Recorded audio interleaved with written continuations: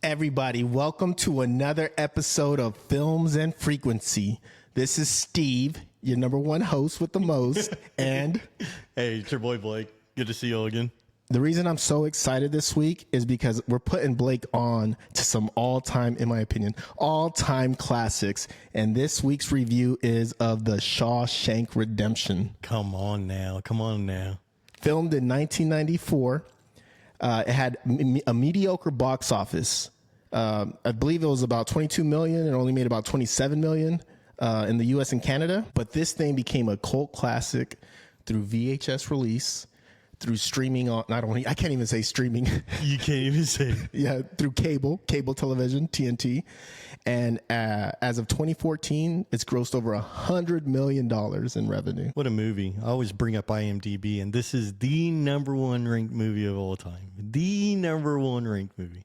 And what's crazy, it's based off of a novel from Stephen King. Yeah. I believe it's called something Shawshank Redemption, right? It's the lady's name, Hathaway or something like that. Yeah. And Rita Hayworth. Yeah. Hayworth and the Shawshank Redemption was the book, and they made it into a film. Mm-hmm. And majority of the time when you try to transfer movies from books, it doesn't work. Yeah. But I think it worked in this one. Well, I've never read the book, but I thought it was a good movie. It was a really good movie? I didn't say that. I didn't say that. It was a good movie, though. I liked it. I enjoyed it. From the get-go, you dive right into who they are, and it really starts you off fast. And I like that opening scene where you realize that the poster is important, because he was just like, Andy's never asked for anything until he asked for the poster in 1957. So that's the opening scene in the movie, and you just know that's going to carry some kind of water, and you're watching the movie. Did you ever suspect how it ends? No. Me neither. Yeah, so there's going to be a lot of spoilers right now because we're going to just dive right into the movie. So in the beginning of the film, he's going through trial, and you find out that he's murdered a golf pro along with his wife, that they were having an affair. Right. At the time, with the opening scene, him going through trial, you start to see him boozing half a bottle of whiskey. Yeah. He has a gun in his car. What are you thinking? Dude, I think he's about to blast him, dude. I thought he was about to set it off in that thing. For some reason, while he was in trial and he said, I didn't do it, I feel like a lot of people were like, he definitely did it. I thought he did it. But for some reason, when he said it, I believed him in the movie. I was like, oh my God, this is a movie about an innocent man who spends his whole life in jail. From the very beginning. Or I guess from the title, it kind of makes you feel like, oh, he did commit a murder, but then he becomes a good person. I guess it could have went both ways. It left me so aloof. Like I just didn't know where it was going or how it was going. And there are some parts in there where you really feel for Andy and you really feel bad. So Andy, he's on trial, and watching it the second time, I didn't realize how important it was because he actually allegedly murdered a golf pro. And I'm like, oh, that's why there's so much attention to this. And the verdict is he gets 2 life sentences, one for the pro and one for his wife. Right. Do you think that was fair enough? I mean, in Texas, we had the death penalty and he didn't get that. So I think he got off pretty light for a murder charge, But how I feel about that whole courtroom scene is it just showed how stoic Andy is and how he shows no emotion. It's almost like a sociopath in a way, that he could just lock so in and have no issues. But I think what was important about that courtroom scene is we see that Andy's admitting he didn't do it, that he was there to kill them, but he threw the gun in the water, and that he went away. And that's where I felt like it was believable, because he just seemed like, I don't want to say soft, but it does seem like he was saying, like, I came back and, that wasn't the right decision to make and I left. But what are the coincidences? Like, oh man, could you imagine that in real life?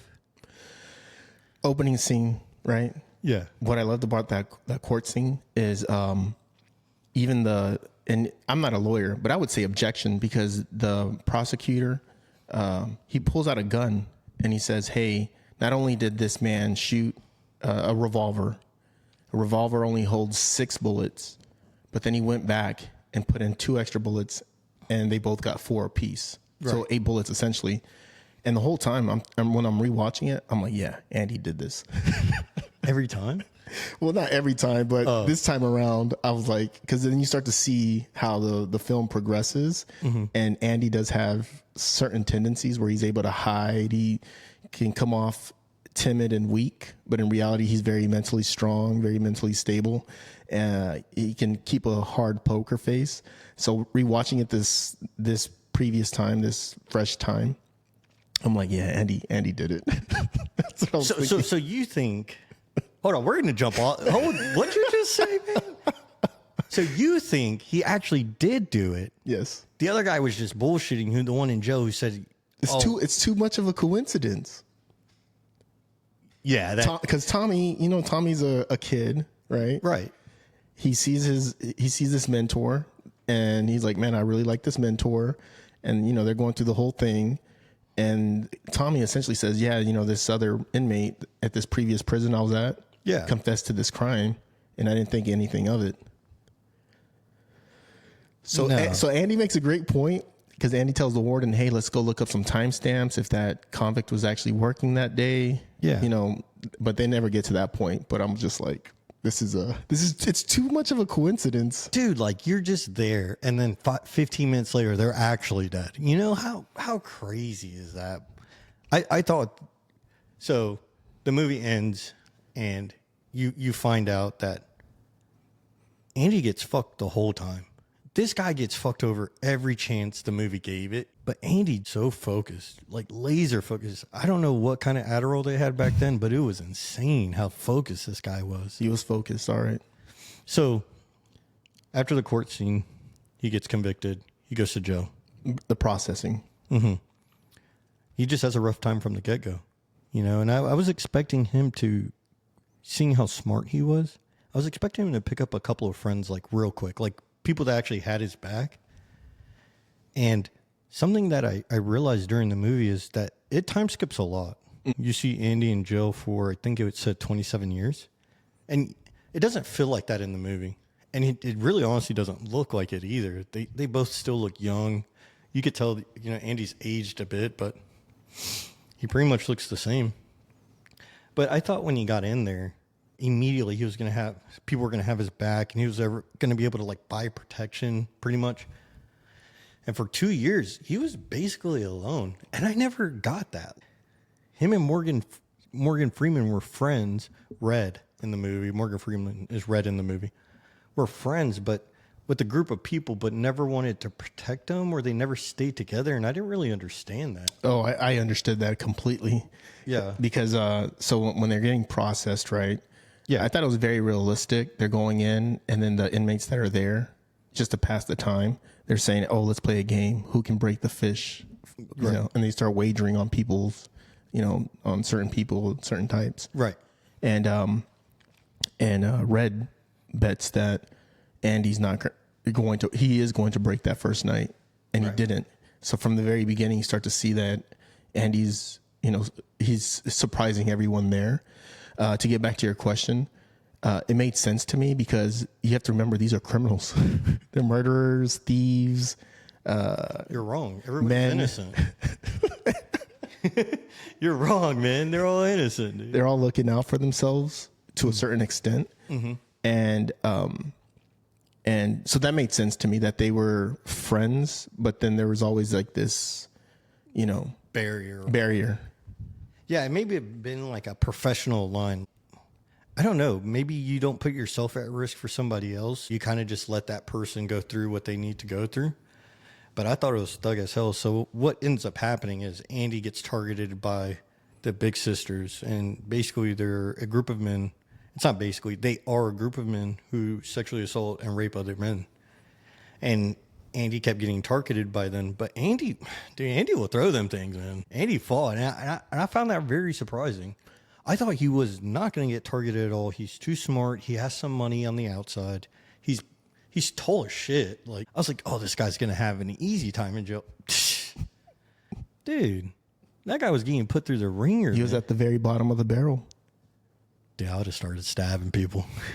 And it's funny that you say that, because the first 2 years, they talk about routine. Red's saying, the narrator's basically saying every man in here is trying to find a routine in order to make the time go by faster. Yeah. And Andy's routine was basically a cat and mouse game, that he's fighting off the sisters, protecting his dignity, protecting his manhood, fighting back. And whenever he asked for the actual rock, my thinking was, why didn't he ever use that rock to like shank these guys or do something or use a weapon? But did you find it tasteful how they portrayed the sisters and Andy? I thought it wasn't over exaggerated to make you feel terribly uncomfortable, but I don't want to say it was tasteful. I want to say it wasn't distasteful though. Like, you felt the emotion, you felt the sympathy, but you weren't watching just the most brutal thing you've ever seen on TV. You know what I mean? Yeah. It gave you enough. Yes. You saw the turmoil and the tribulations and the, what happened after and how he felt, and you see it. I think they gave you just enough. Not too much, just enough. Because I feel like if they would have, like, there's a movie, Blood In, Blood Out, and they kind of show a lot more. And I've, like, dude, that movie hurts my soul every time I watch it. I'm like, man, it hurts. I don't know why, but it just hurts. Yeah, a lot of prison movies, they'll have scenes like that, and it's disgusting. It's disturbing. Yeah. When I mean tasteful, I like the fact that you know exactly what happened, but they didn't have to be too graphic. Like, they didn't have to show exactly what happened, but you understand that Andy's being victimized. Right. So one thing about the movie that I loved, and I think this is why it appeals to the masses so well, I felt like the movie walked you through the story where you weren't having to assume anything. Nothing was an assumption. The movie told you everything. And I think, M. Night Shyamalan, Stephen King, they do it really well, is they give you the story. They don't leave anything out. They give you the story, and then they just twist you. And that's what I loved about Shawshank Redemption, is there was no, like, I wonder what happened. I wonder where this... even I love the ending. It wrapped up the story in a beautiful bow. Bang. Here's your ending. They didn't shortchange anything for you as far as storytelling. And that's why I appreciate this movie. And I think that's why it's one of the best movies of all time. No. Like, people say, yeah, that's why I think it's in their top 5, top exactly, because it gives you the hard beginning. You see him, the hope and the growth and him rising, and then you get the happy bow tie ending. And I think a lot of people are just like, emotionally, they just connect with that. So not only with the sister scenes and with Andy, how did you feel about the first night? Just kind of go back, the first night where they break the fat guy, and then you find out he ends up passing away due to his injuries. I want to know why Andy was curious about his name, but I think he wanted to humanize him. He didn't want to feel like an animal. He didn't want to feel like just a number in a prison. And I thought that's sad, man. Nobody should be getting hit like that. I understand they committed crimes, but that's what jail is. You serve your time. That is the punishment, not you beating him, So I just felt bad, but I thought it was really, really nice of Andy just to try to humanize him. Does anybody know his name? Maybe we should say some stuff for him. And I thought Andy was just like this huge light in the prison. He just kept from that very scene, from the very beginning. Yeah, from that scene, he just showed a little hope. Like, I want to take care of everybody, and I just want to bring some human things to prison. I just don't want to sit here and rot. I feel like Red was this antagonist in the movie the whole time. Oh, really? Yeah. That's interesting. But not in the way you're thinking. I think what he was trying to do is make Andy just say, bow down, dude. Just fall in line. Just be like the rest of us and serve your time and get the fuck out of here. Andy was not having any of that shit. He wasn't with the shits. So when I say he was the antagonist, he's just trying to stop Andy from dreaming. Hope. Exactly. Hope's a big word in the movie. So think about all the times that he told Andy, just give it up. Literally everything. Everything Andy was just like, we should do this, or we should try to do it. Red, no, you shouldn't do that. It's not going to work. You shouldn't do it. Just fall in line. Just fall in line. But I guess Andy's hope was bigger than, Red's convincing him. Like the library. I didn't think the library was going to happen, or at least at that scale. And he made this beautiful library. I thought I had to Google. I was like, is this a true story? Right when I saw the library scene, And I'm like, man, if a prisoner really did this, that would be awesome. Was it a true story? No, it's not. Oh, okay. It's all based on a novel. Yeah. So I love the fact that the first night, a fresh new inmate, is killed by the prison guards. You like it? I like it because it shows up, it sets the tone of what this prison's like. Corruption, inhumane, just inhumanity, death, murder, and it's the first night, and it's the first night that it starts to set the tone for how this prison's going to be. Yeah, I mean, it set the tone before that. You see him standing in line, and he's just like, "Hey, when do we eat?" And he told you, "I'll eat. I'll tell you everything." And then he hits him, and I think from that moment, and then you get stripped naked. Rhett says that he's just like, you're naked like the day you were born, and you go to your cell. They started the dehumanization right when they walked in. Before they even walked in, they were already ready to break them down. And in the morning after the first night, they're given their food. Andy sits down, and you start to see the type of food that they're eating. And I thought it was very. I love this scene. He picks up a worm out of the food, and he's like, "What the hell is this?" And then Brooks, the old man, he's like, "Hey, are you gonna eat that?" And I'm thinking, "Hey, this guy's gonna eat a worm." Dude, I thought it too. I thought Brooks was gonna put it right in his mouth. And Brooks opens up his jacket, and there's a baby bird, and he feeds the bird. Yeah, I was like, "Oh, that's like the coolest thing." I was like, I did not see that coming. Yeah, I did see it. I really thought he was gonna pop in his mouth like a Skittle. I was a little concerned. But what do you think about the warden? Accurate. You think that's how wardens act? Yeah, I will say just because of this prison. Okay. So the warden, because of Andy, Andy starts to do taxes. They start to figure out like he's a savant when it comes to finances and this and that.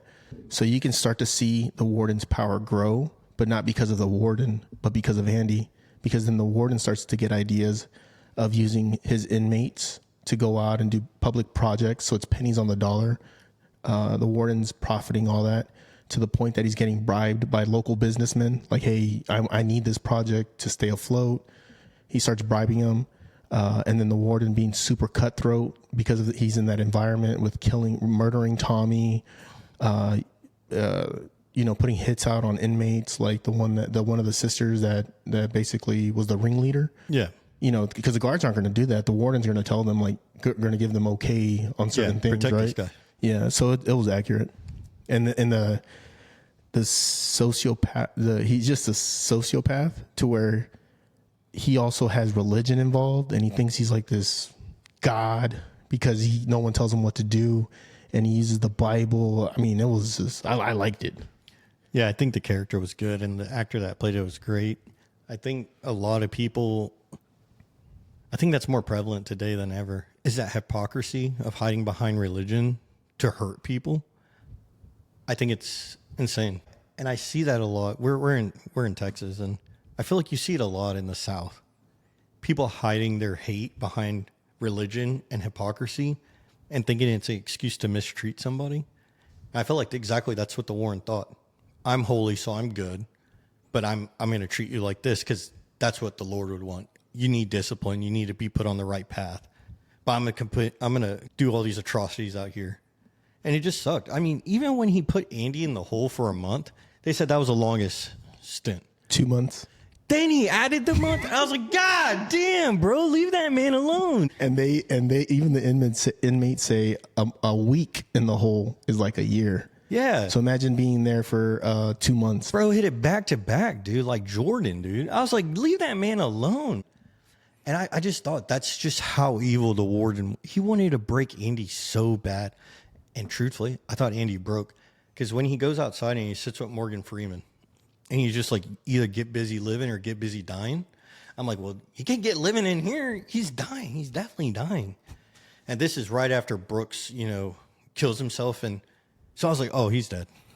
Let's go back real quick. Let's go back. So we've skipped a lot. And we've jumped I'm gonna walk you in. I'm gonna walk you back real quick. Hold on, I'm loving it.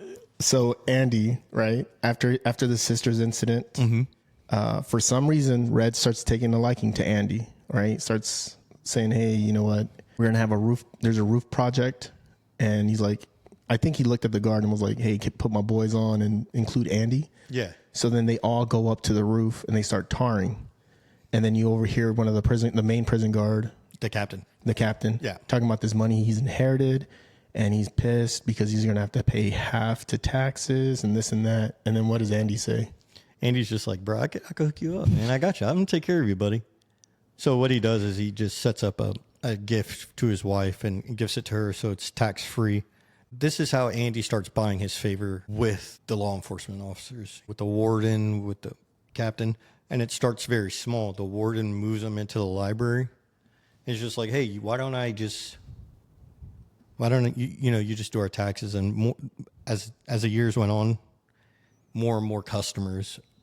But all prison guards. Dude, what's crazy though is I thought Andy was going to ask for kickbacks. Like, hey, I mean, maybe I'm thinking just too much in the real world. But I was like, oh, maybe he's going to get like $10 for every like return he does or something.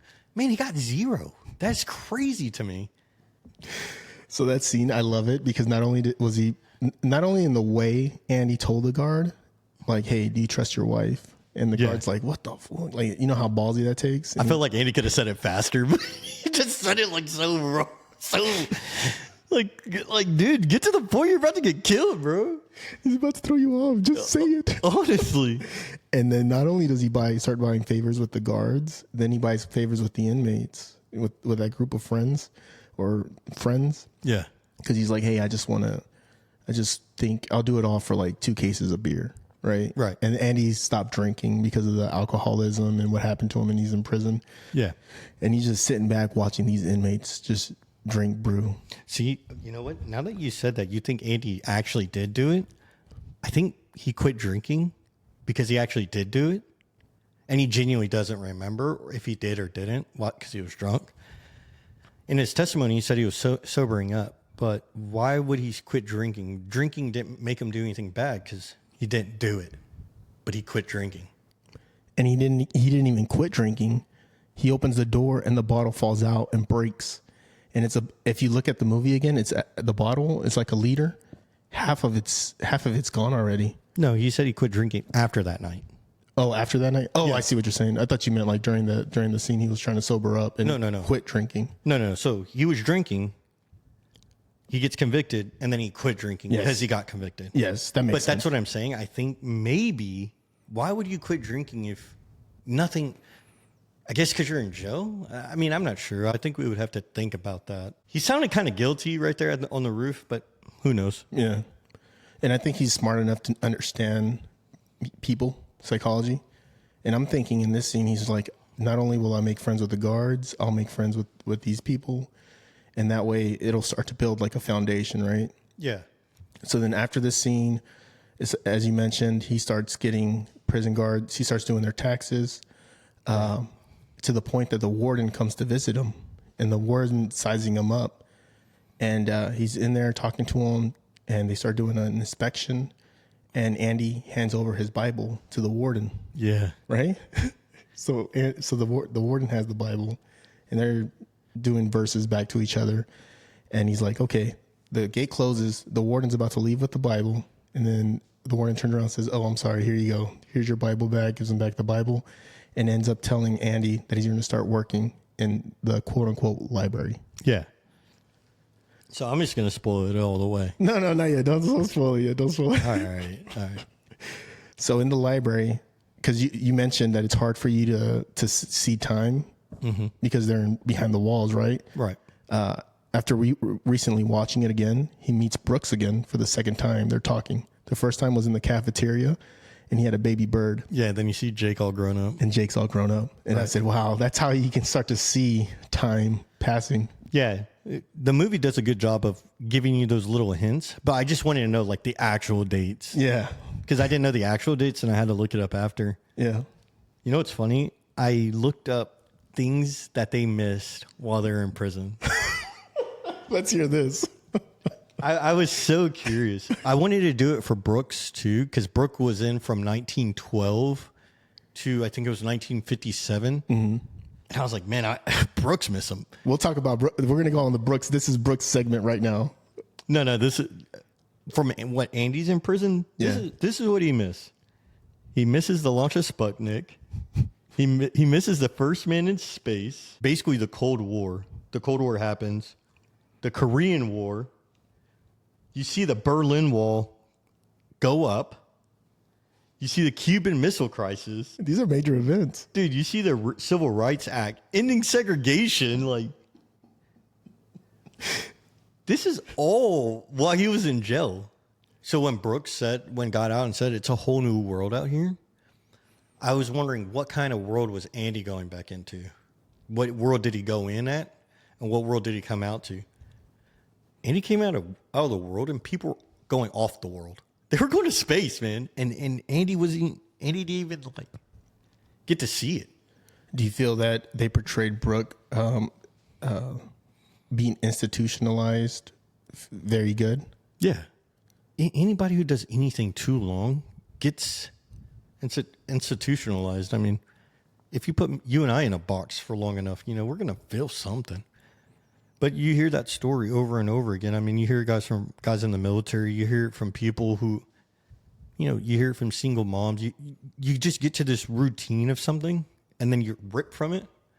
It feels like your whole world's crashing. That's interesting you say that. Yeah, because just imagine, like, the military tells you when to go to use the bathroom. They tell you to wake up. They tell you to go to bed. It's the same thing.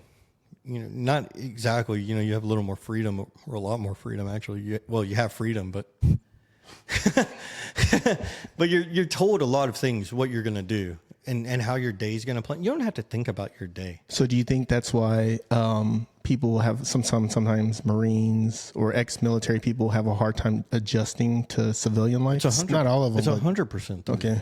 Like, that's one of the biggest reasons, especially with people who've been in for a very long time, especially if you don't have an exit strategy. Like, if you join the military just to say, I'm going to be in the military, and then had no goals afterwards, I feel like a lot of military people lost themselves, because you're basically supposed to find yourself, and then you find yourself in the military, and then it's taken away from you, and you're like, oh wait, who am I again? So you have to reinvent yourself again. So does the military not have like a processing, like I don't know, maybe 6 months or 3 months where they're starting to get people ready to go into civilian life? There's a training, there's a class you take.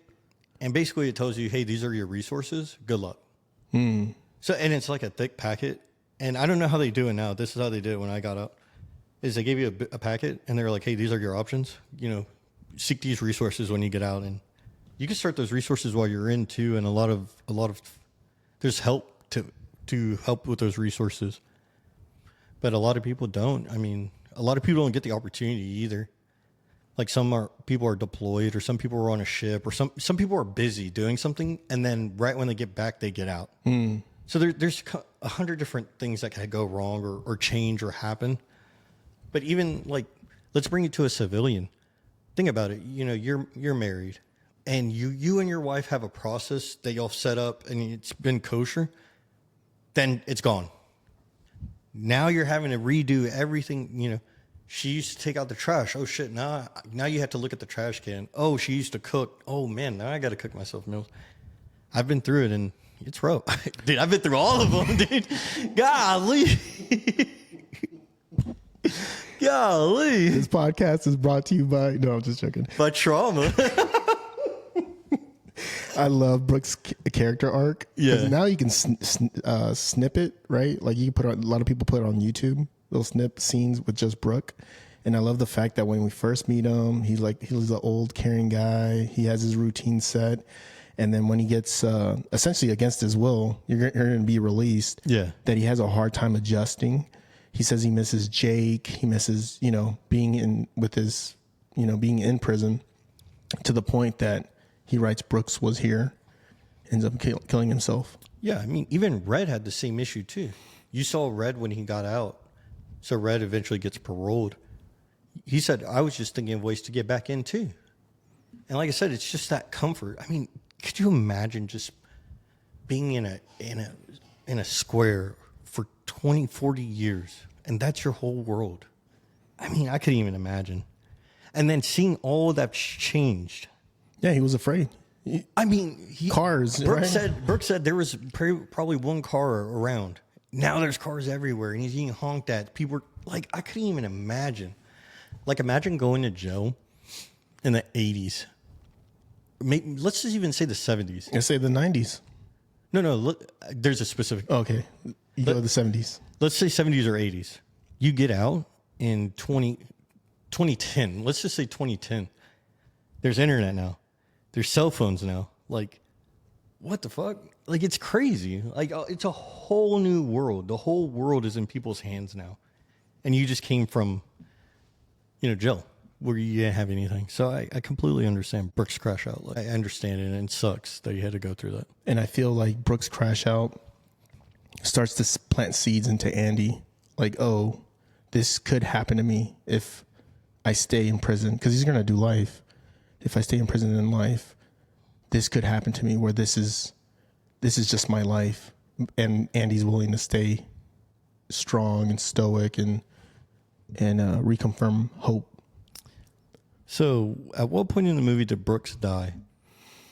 It was so after after the library was being built. So I think Brooks played no role in Andy's decision.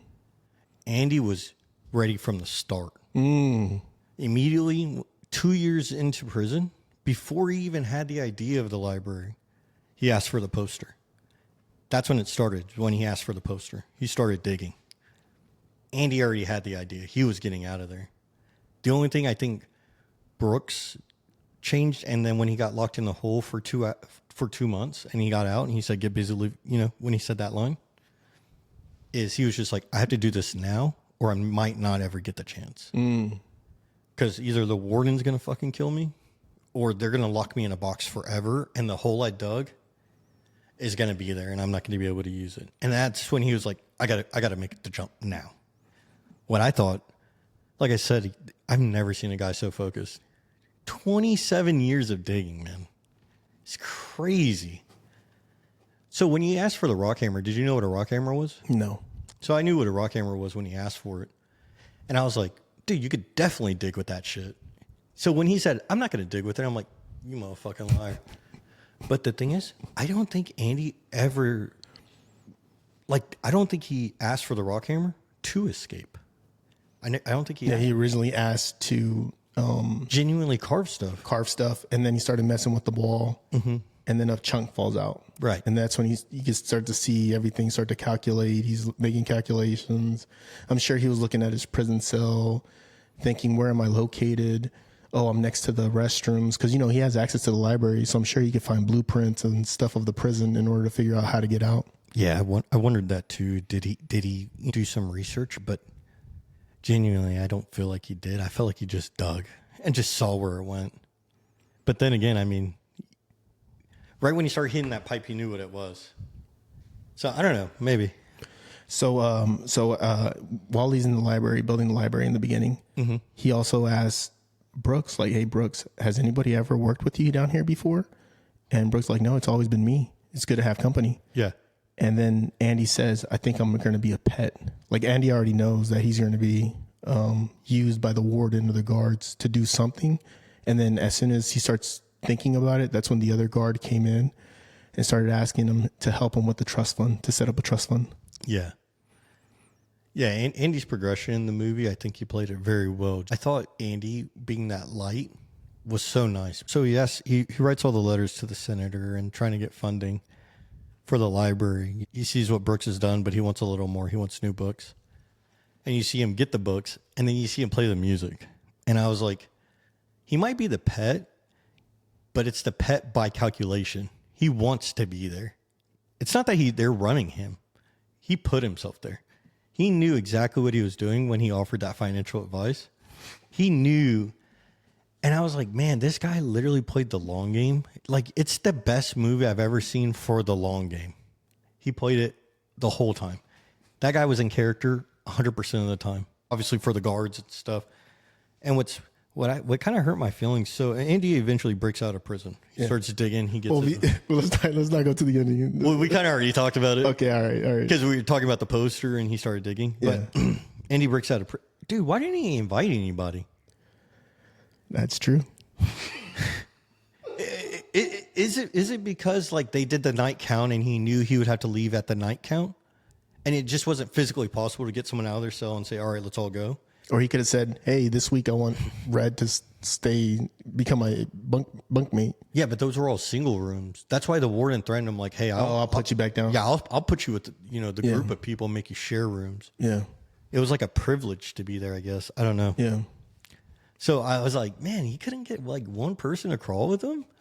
Or maybe he just thought they would move slow, but I don't know. So Andy's playing. I love the fact that you said that this is the first movie that accurately depicts someone playing the long game, because I'm going to get back to that towards the end of the segment or the end of the episode when we recap everything. Yeah. So Andy, he starts building the library, starts going great. And not only that, he's actually using the library to help people. They start talking about how Andy's already graduated like 10 inmates.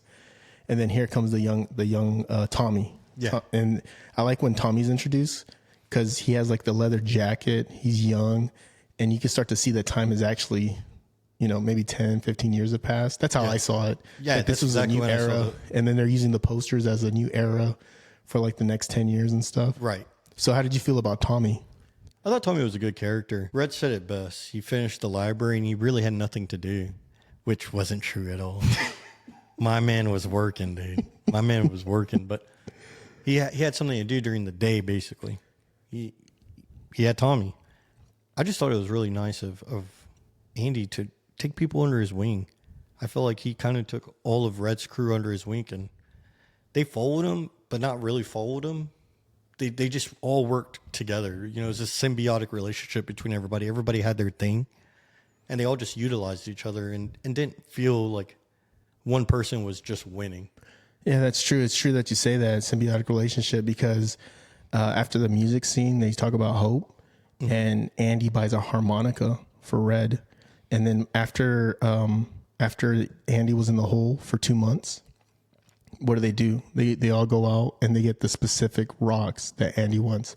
They didn't just go out and get any rocks. They got like the two type of rocks that he wanted, and they were even like looking to see, picked up that shit. But it's right. It's just like you said. It was like the symbiotic relationship where they start to help each other out. Yeah, they always just cared for each other, which is, I don't know if that's how prison really works or not, but I would like to think, people find their people, and they all just they have favors. They'll do favors for each other. Yeah, they just take care of each other, and they just want to do their time and get out. And that's how I hope. That's how I hope it is. I don't know. Yeah, we don't know. We have no idea. I've never been to prison, so I don't know. The only thing I know about prison is you're getting sexually assaulted. I hope not. You better fight. You better be willing to kill. Dude, what I think about prison is like not that. Oh, What do you think about prison? Like, this is what do you think about prison segment? So I think prison is violent. But I think that's like the first couple of years. You kind of got to establish yourself. Depending on, your bid, it might mellow out and lay, you can maybe lay low. I don't know. But I think prison is really what you make of it. In the weirdest way. Like Andy. Like I think Andy, the first couple of years were rough. And he got himself out of that. And I think that's kind of the same. You just start cruising.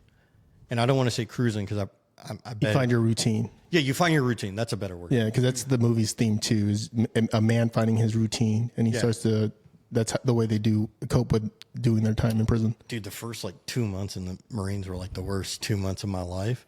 And then once you find your routine and you find your people, I don't want to say it gets easy, but it gets manageable where you're just like, all right, I know what I got to do. I know what's about to happen. You just start going with the flow. And I think that's what I think prison is. So Tommy tells a story to Red and Andy about the inmate that murdered his wife in the golf pro. Yeah. How did you feel about that?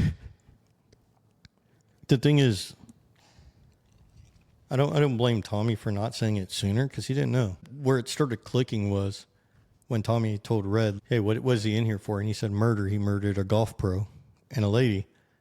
But right before Red said that, he also said, he used to be a banker, but he got in here for murder and basically connected dots for Tommy. So Tommy was like, holy shit, I've heard this story before. And then when I thought this was so heartbreaking. I really thought the warden was going to help him. And I thought the warden was going to help Andy and say, you know what, dude, let's go find out. Let's go help. You've made me money. Let's get you out of here. But right when I saw Tommy walk outside, I was like, no, man. And then you see the warden look up to the captain and just boop, boop. Dude, I swear I was just like, I knew it. He's dead. But genuinely, I wouldn't know how to act in that situation if I was Andy either. Like, he just said, why are you acting obtuse? Like, you see it. It's all in front of you. The case is there. Just help me. And you see the captain or the warden just say, you know what? No, you're crazy. Tommy doesn't know what he's talking about. And you just were looking for a string to pull on. It's not happening. And I just thought, Tommy was trying to do the right thing.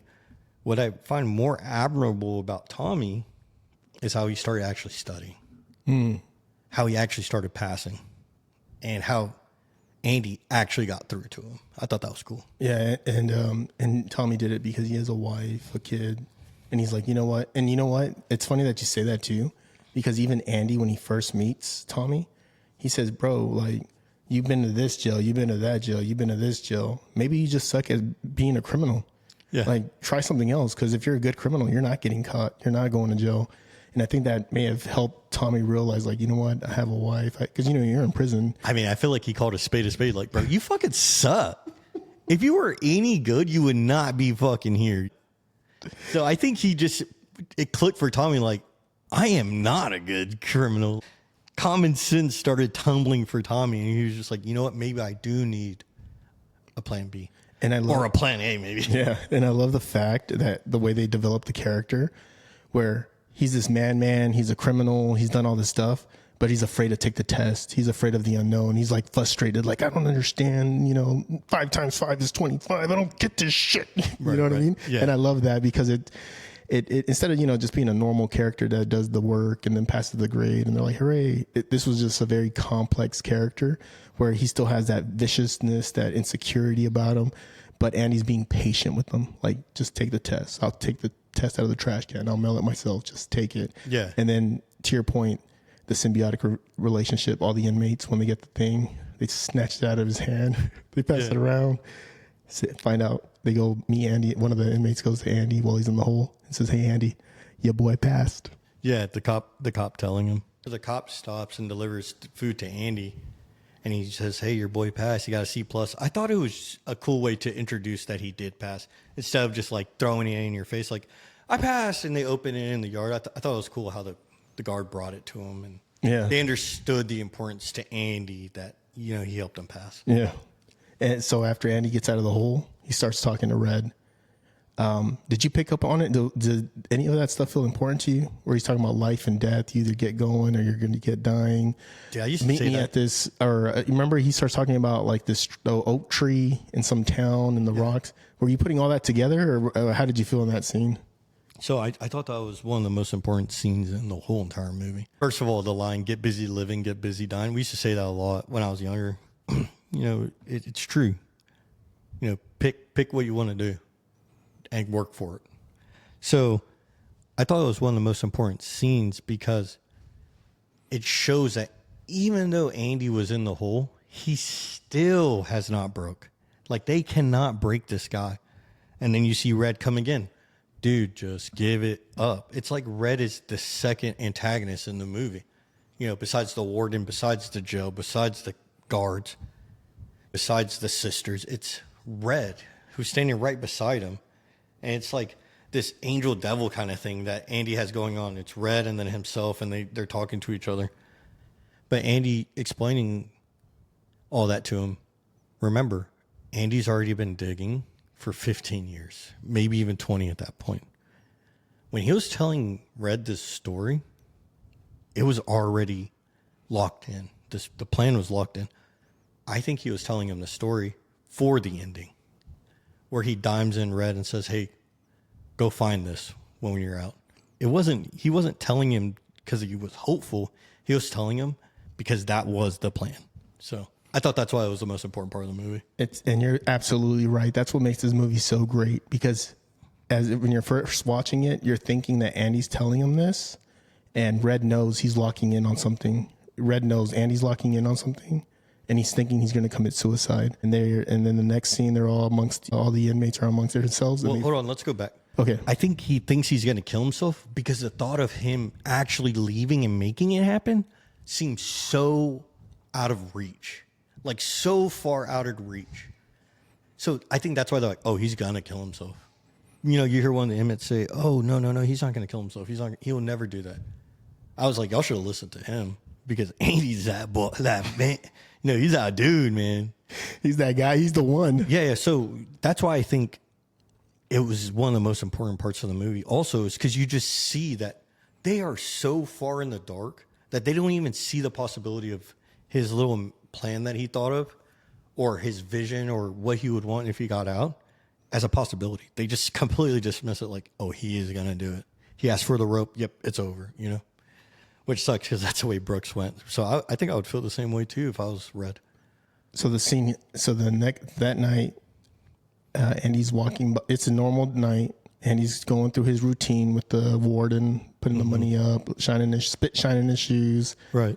He's walking back to his cell. He looks at, and these are powerful scenes. This is why Morgan's one of the all-time greats. Yeah. They just look at each other, and Morgan Freeman has this look on his face like, oh my God, like, don't do it. Like, and he just captures, just through his presence alone, through his acting, he's capturing that moment. That fear. Yeah. And the night happens. Morgan says, this is one of the longest nights I've ever had in my life. They wake up. They look down, doing roll call. Andy's not coming out. He ain't there, man. And it's like you said, these cut scenes. The guard walks to his cell and says, oh, my God. You think he's hanging, dude. You think he's hanging. Yeah. That's exactly what I thought. So I have to get your perspective because I've already seen this so many times. Yeah. So your perspective, the warden grabs Red because they're best friends, bring them all into the cell, break down that scene and how you felt about it. I thought Stephen King did a great job writing this scene because I just like how genuinely Red doesn't know what happened. Red has no fucking idea what had just happened. Like, the warden's like, you're full of shit. Y'all are all trying to make me look stupid. And Red's like, I'm in the dark too.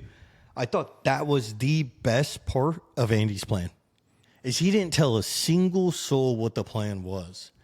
Because, you know, you bring people in and then it just starts to unravel. And now you have loose ends and now you have people who, you know, just too much goes wrong. Maybe I answered my own questions. Why didn't he bring anybody? But I feel like the night before is just like, hey, come to my cell. Yeah. But he did not. But it's okay. It's okay. It ended good. So that scene was just, I thought it was such great writing but not for the fact that the scene was good. It's the whole time he made sure nobody knew. He made sure to keep it a secret. He didn't explain the poster. Even us as a viewer, we don't know. We're like, where the hell's Andy? Exactly. And you're just in the emotional roller coaster. But right when I learned he wasn't in the cell, I'm like, it's behind the poster. Oh, I knew immediately. You saw it already? Yeah, I knew it. Okay. I felt it in my bones because I was just like, this guy who really doesn't give a fuck about, you know, that kind of thing has this random ass poster. And what really made me think about it is the beginning of the movie. Where he's just like, he asked for the poster on this date. And I was like, why would the poster be important? And then I see him in the room and I'm like, it's behind the poster. This is why he asked for the poster. Do you like how they revealed the hole where the warden takes the rocks and he starts throwing it? Yeah. It felt, I don't want to say it felt cliche, but it felt like, it paid off. It was a payoff. Yeah. I was just like, yeah, that's how I expected it to happen. They open the poster and they look down and it's just this tunnel. Yeah. What I thought was going to happen was like, he was going to get mad and start ripping everything. And he was just going to rip it and be like, oh shit, but he threw the rock. And I'd rather the outburst and the rock worked. And this is why it's like Stephen King did a phenomenal job, because why the rocks, right?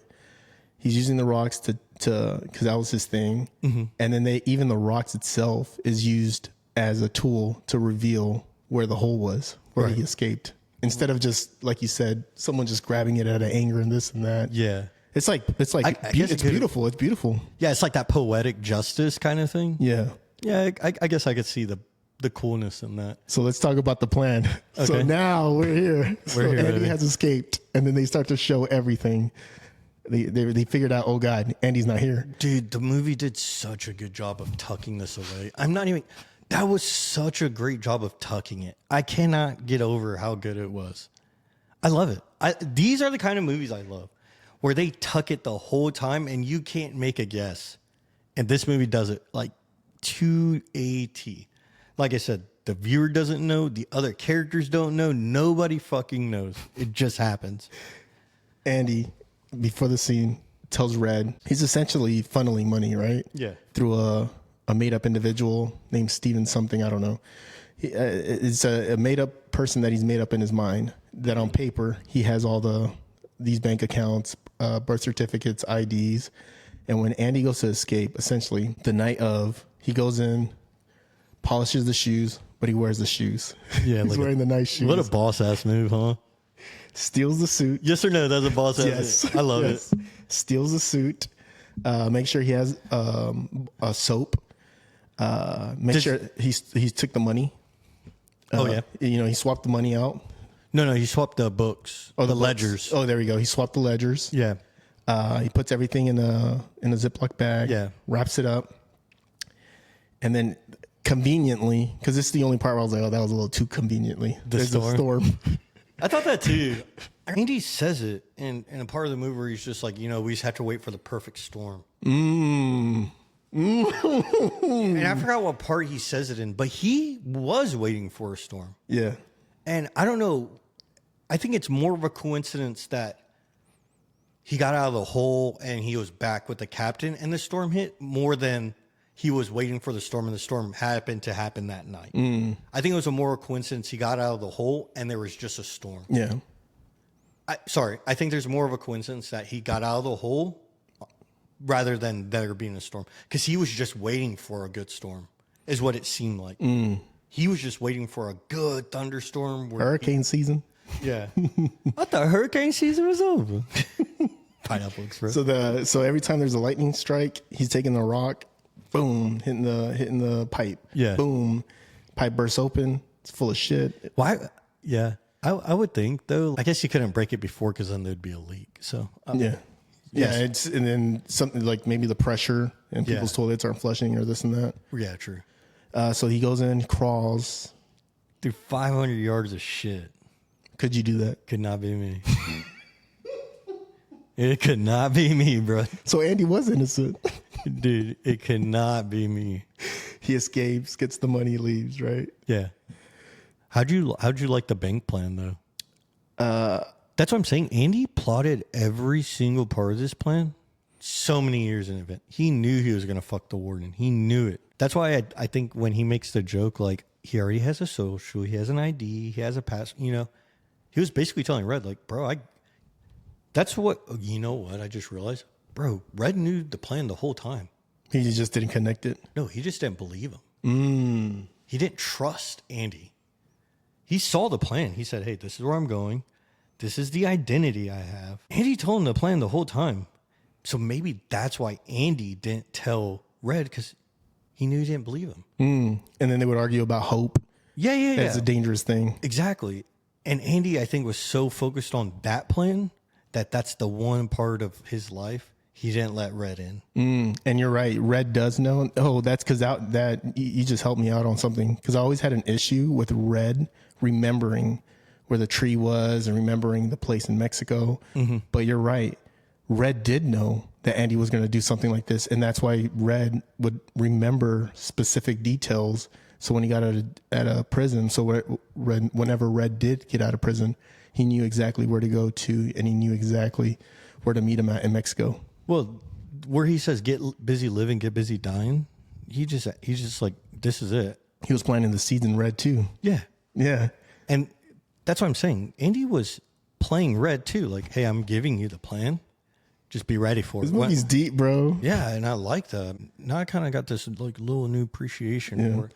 And so whenever he escapes and they start to rewind everything, it all makes sense too. It's like you said, Andy knew this from the very beginning, because one of the issues Red had with Andy, first Red knew something's going on with Andy because he just acts differently, right?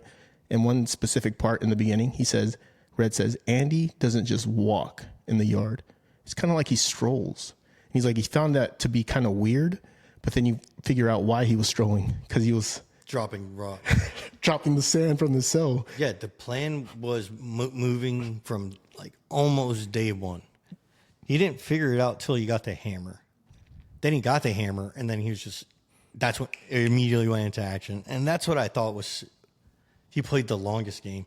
So now I'm kind of wondering, how long was the tunnel done? Yeah, that's true. Because the tunnel, like... It must have been there for a while. He must have finished it ahead of schedule. That's why I'm wondering, like, was he truly just waiting for the storm? Was he waiting to get his money up? Like, what was the last piece he needed to say this was it? And I'm wondering if it was the storm. And that's why he was just like, tonight's the night. I gotta pull the trigger now.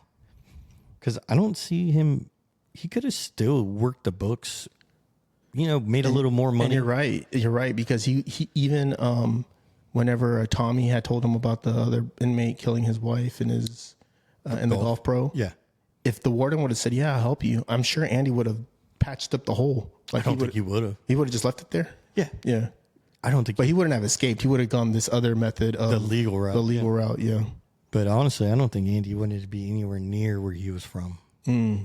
I think the plan was always to take the money and run. His life's already over. He even said it. He loved his wife. And he said it was his fault. He has a lot of guilt for something he didn't even do. I think that's why I think it didn't happen. He didn't do it because you just see the guilt. You see, I murdered her. Not directly, but I drove her there. Yeah. By the way I act and who I am. So I think Andy was fighting his own demons, and he just wanted to get away from all of it, get away from himself. Honestly. So let's go back to the plan. Okay. You see him, he crawls through the shit. And then he stands out there like this. We're in the movie poster and he's saying, I always thought that was Morgan Freeman. Dude, this whole time, I thought Morgan Freeman was the main character in this movie. Yeah, you're like, oh shit, that's Morgan Freeman. It's a white guy covered in shit. Dude, I don't know why. I guess I never looked at this movie poster hard enough. Yeah. But I always knew Morgan Freeman was in this movie. Yeah. And I thought Morgan Freeman was this guy standing here just like this, you know? Yeah, they say there's a lot of religion symbolism with him standing like this, and he's getting washed away and he's being born new, but I think it was just raining and he's happy to get out. I fucking did it. I'm fucking out of here, I would probably do the same thing. I don't think I'm born again, but yeah. I kind of like the fact that this movie didn't really have a lot of religious, other than the warden and the hypocrisy. Yeah. I like the fact that they didn't really Well, I like how beat you over the head with religious symbolism and stuff like that. Well, I like how Andy played the warden's game with the religion. Yes. He played his game. Yeah. So let's go back to that. Since we're at the ending now. Yeah. The warden's shaking down the room and he opens up the Bible. Well, he doesn't. He holds it. Oh, wait, he doesn't even open the Bible yet. Yeah. So Andy gets out and he's running. And he goes, first thing he does is he made a bunch of offshore accounts under his new alias. An alias he set up years prior, maybe 10 years prior, 15 years prior. And he starts withdrawing all the money, the warden's money. He was basically paying himself.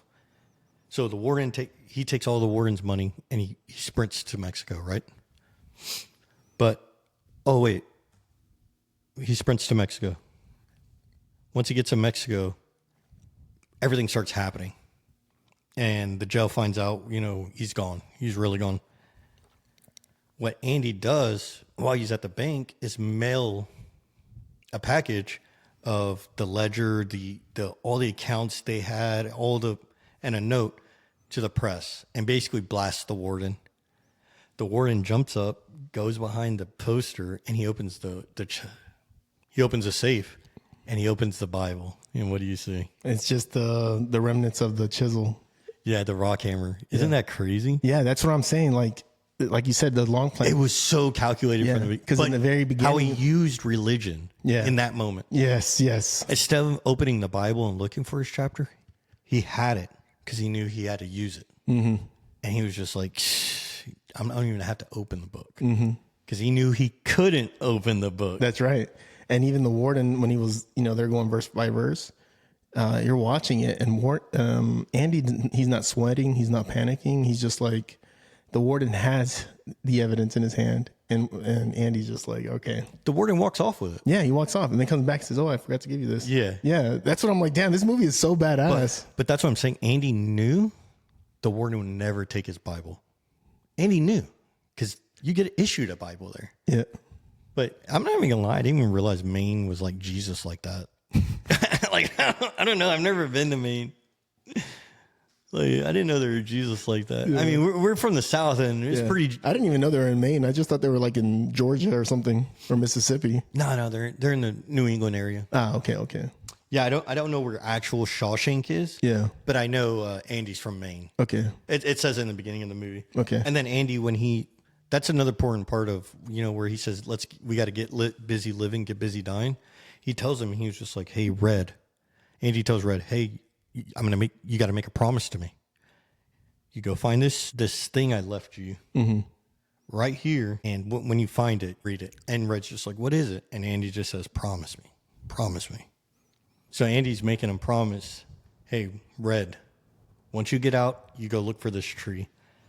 So Red gets out. He finally gets paroled.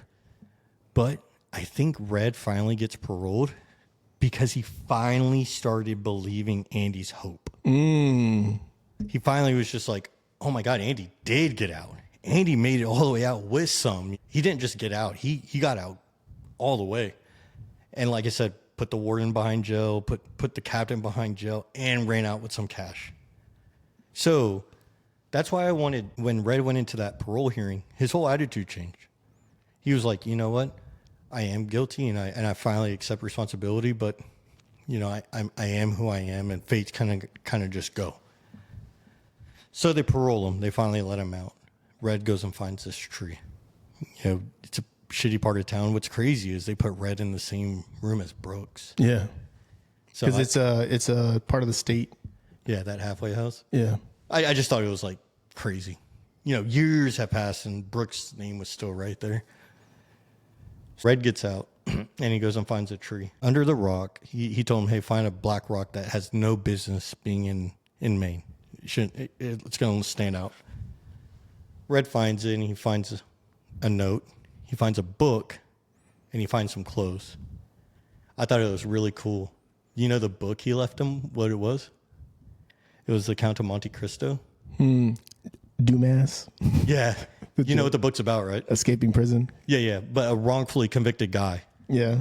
And he leaves that book with them. It's that poetry. The whole movie is the poetry. It's all that poetic justice. Yeah, they talk about the book in the movie. Yeah, they're like, hey, we should put it in the educational aisle. Yeah. So that's why I thought it was funny he got it. He also left him a suit. It was the same suit Andy escaped with. But he left it for Red so Red could, get out of there now too. Kind of just leaving stuff behind for him to catch up to him, and left him some money and told him to meet him in Mexico. When I was like getting to the point where Red got paroled, I was scared we were never going to see them together again. And I was really scared, like, fuck, dude, like this movie's not going to end how I like it. So jumps to the next scene. He's going to Mexico. And you see them find each other again and walk to each other. Dude, I felt like crying. I was so happy the way it ended. All this tragedy that they both had to endure, the psychological trauma, and then at the end, they both got exactly what they wanted: freedom. I want to know, like, how's it going to turn out for Andy? Like, can he live happily ever after in Mexico? And I'm sure he can. He has a whole different name, he has a whole different life now. So I'm assuming Andy makes it out all right. And, technology wasn't like how it was back then, You can't just run facial recognition every time this guy goes through a light. Yeah, and I think Andy, the warden, the corrupt system was probably the number one priority for the FBI, for, whoever was in charge of getting that power structure. Yeah. To where the fact they're like, all right, just screw it. That's like the last thing on our mind is going after this guy that escaped. Yeah, I mean, there was so much going on at Shawshank. I think they turned their attention to focusing at home rather than the guy who just got out, Yeah. Or like Morgan Freeman said, Red said, why are they going to chase this old timer? They got a lot more going on. Yeah, and even with the warden being gone, and then it making the press and the news, it could be a thing too where that whole state prison had to change. So there's probably an overhaul of everybody. Yeah. So they had a new set of parole officers or whatever they're called. Yeah. Or table, and they were more willing to forgive people or grant paroles versus them not granting paroles. I don't know. Maybe not. I think. But you're absolutely right. Red learned from Andy unorthodox ways of doing things. Yeah. To the point where Red was like confident enough to be like, yeah, this is who I am. And they let him go. They could see the honesty in him. Yeah, I feel like it was for the final acceptance. Like, I think Red always said he was guilty, but his attitude was like, dude, fuck it. I want to stay here. I don't really care if you let me go or not.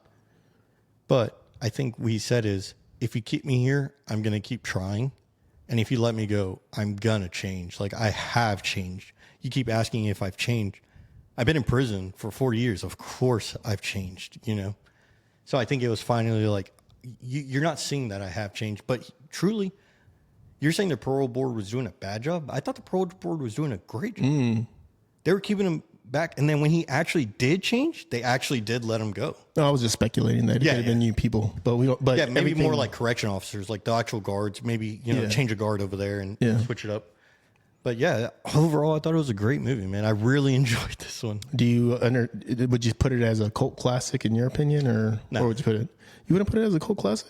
I don't think it has to be a cult classic. I think it'd just be a classic. Yeah, it's just a classic. This is why they pay him the big bucks. Yeah, it's just a classic. Would I put it in my top 10? No. I don't think it's one of the best. I don't think it is the best movie of all time. It is not the best movie of all time. But it's a good movie. But it is a good. It's a very good movie. Yeah, I agree with you 100%. Dude, I don't even think it beats like Inception. Not Inception. Interstellar. Interstellar. Yeah.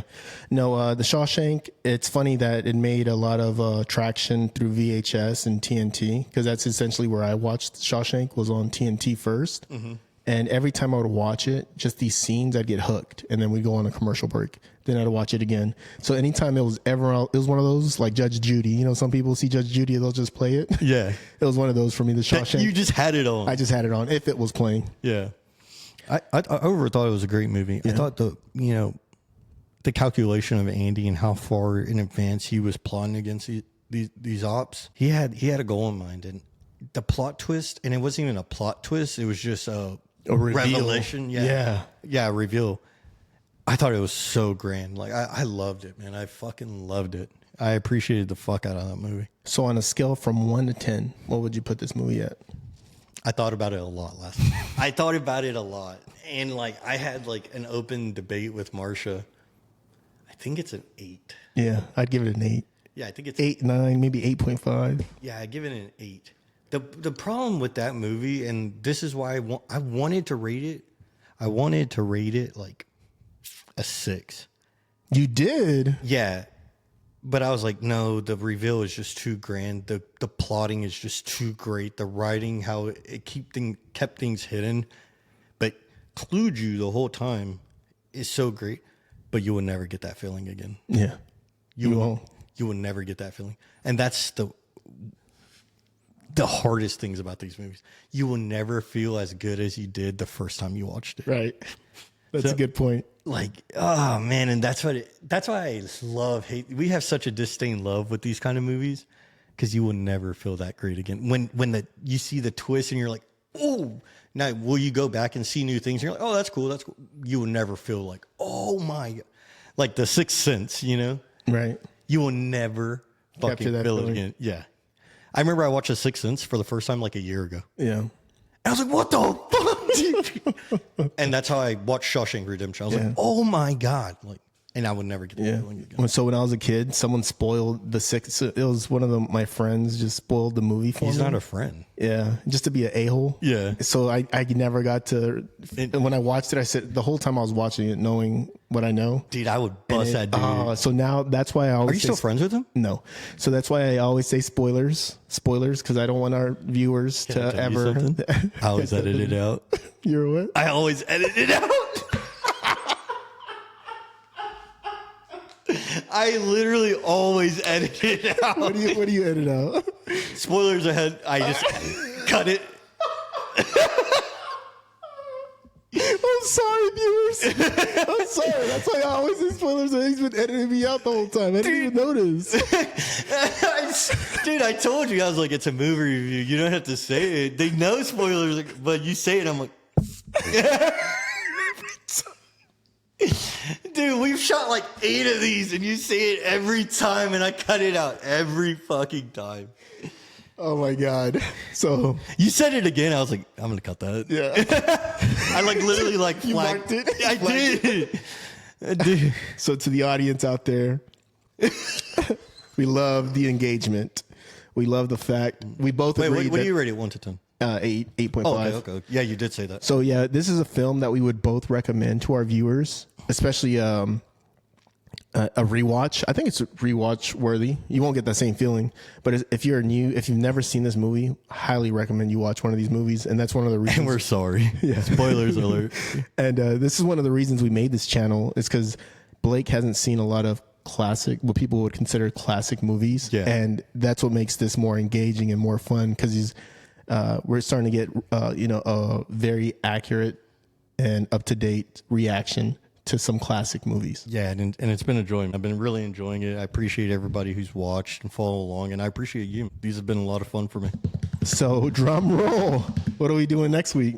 So I thought about it for a long time, and I jumped between 2 movies. And since you did the Shawshank Redemption, and tell me if you've seen this movie, I don't want to do it, and I have a backup. Okay. So tell me if you've seen it. Okay. But I want to do Gone Girl. Ooh, that's a good one. You seen it? Yeah, with Ben Affleck? yeah. Yeah, that's a good one. Fuck, dude, I was really hoping. I mean, I'll do that one. What's the other one? City of God. Some bangers. Yeah. Ooh. So you know what? I actually had a third one. What's the third one? Spirited Away. Ooh, I've seen bits and pieces. It's an animated movie. Yeah, the horse. Yeah. I've seen bits and pieces. So those were my 3. Yeah. And I was like, I really wanted, dude, I fucking lied. I watched Gone Girl and I'm like, she's a fucking genius till she throws it all away. And she's fucking crazy till she throws it all away. But, don't talk about it. But Yeah.